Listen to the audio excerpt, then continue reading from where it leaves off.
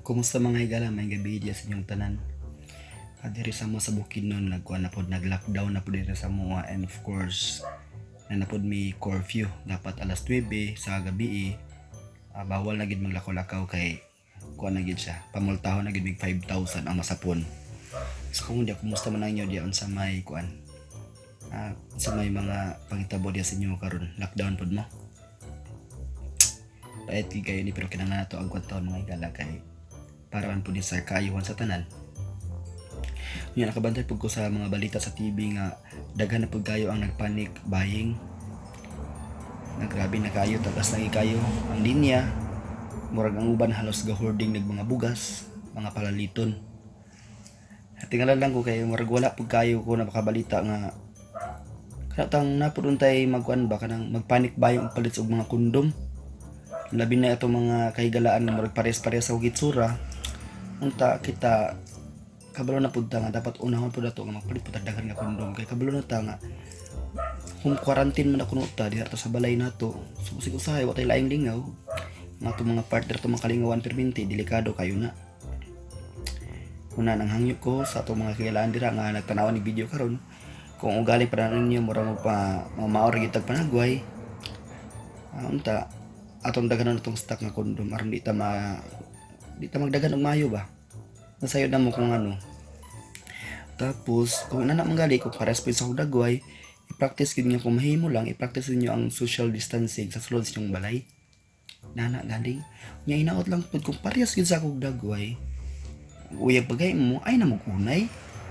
Ay na magunay kung parehas sa akong dagway kay luoy pa ninyong anak po mabuli ba mabuli. Pero kung galing mga ag binahalay mo nya maora gid mo panagway o kung may mo man ana kay in love man gid siguro mo, pero kung may mo ipag-abroad ninyo ang isa, ipagtunyog laing nasod para dili mo managhan og ayo.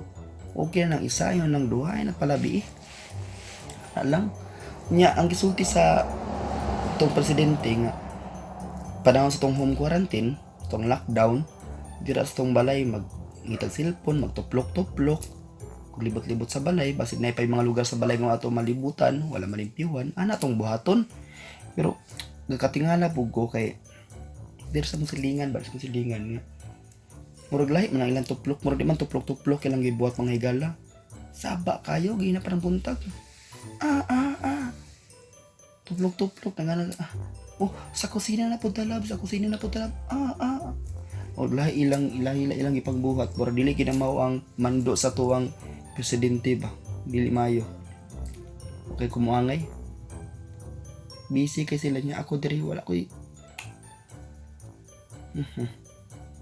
paminaw na ko kanang mga silingan mga higala murag gapaibog sa ako ba gapaibog lang paibog murag mga kahitsuraan gapaibog